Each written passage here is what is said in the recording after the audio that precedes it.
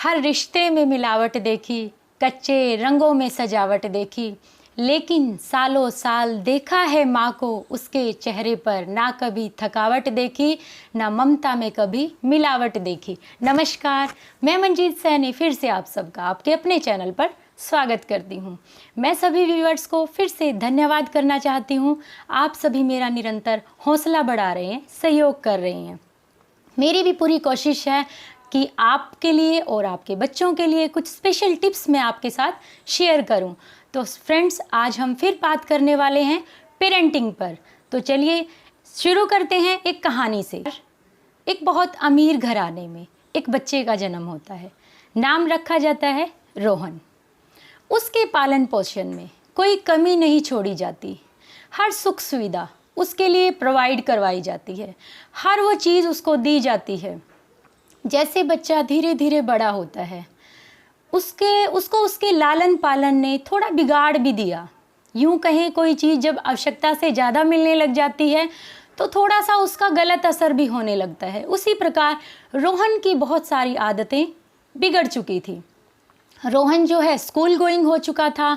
रोहन जैसे स्कूल से आता तो उसका बैग कहीं होता, सॉक्स कहीं होती, शूज़ कहीं होता। तो मम्मी बहुत परेशान थी इन चीज़ों को लेकर।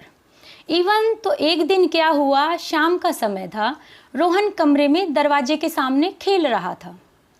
खेलते खेलते वो अपना सामान वहीं छोड़कर चला गया। कुछ समय बाद दादी को अंदर आना था। अंदर आने के लिए दादी ने दरवाज़ा खोला और जैसे ही दादी ने दरवाज़ा खोला और दादी का जो पाँव था खिलौने पर रखा गया और दादी अचानक से गिर गई। दादी को चोट लगी और दादी को हॉस्पिटल में ले जाया गया।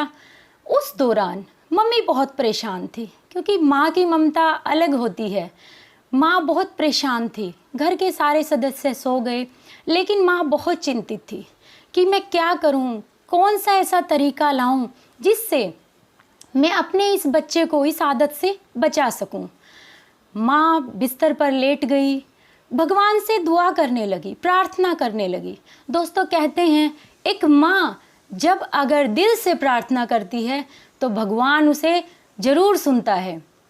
जैसे ही माँ प्रार्थना कर रही थी, उसी दौरान माँ के मन में एक ख्याल आया, एक प्लान आया, यूँ कहें एक तरीका आया।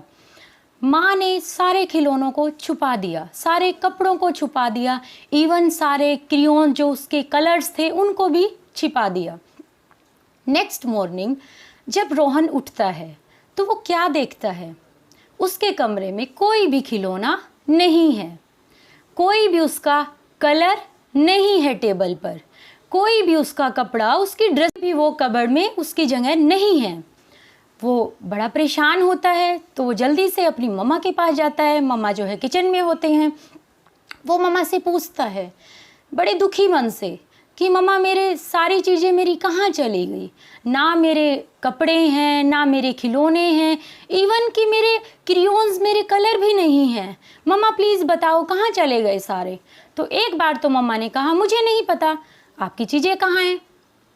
तो फिर बच्चे ने थोड़ा रिक्वेस्ट करी कि मम्मा प्लीज़ बताओ ना। दुखी था, थोड़ा रोने भी लगा। तो फिर मम्मा ने कहा कि बेटा, जब हम चीज़ों का ध्यान नहीं रखते, उनको संभाल के नहीं रखते, उनकी केयर नहीं करते, तो वो भगवान के पास वापस चली जाती हैं। तो बच्चा ये सुनकर बड़ा शॉक्ड हुआ कि ऐसा, इसका मतलब है मेरी सारी चीज़ें भगवान जी के पास चली गई?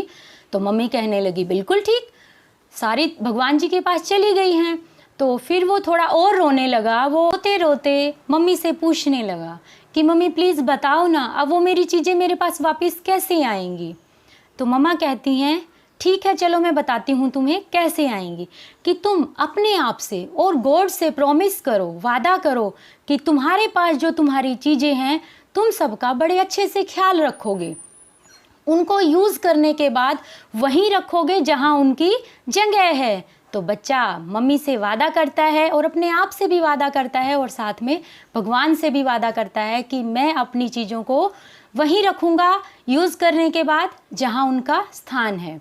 तो कहानी की सीख यही है दोस्तों कि हमें बच्चों को फिज़िकल और मेंटली टॉर्चर नहीं करना, वो तरीका ढूंढना है जिससे हम उसका बिहेव बदल सके, उसकी वो आदत बदल सके जो गलत है।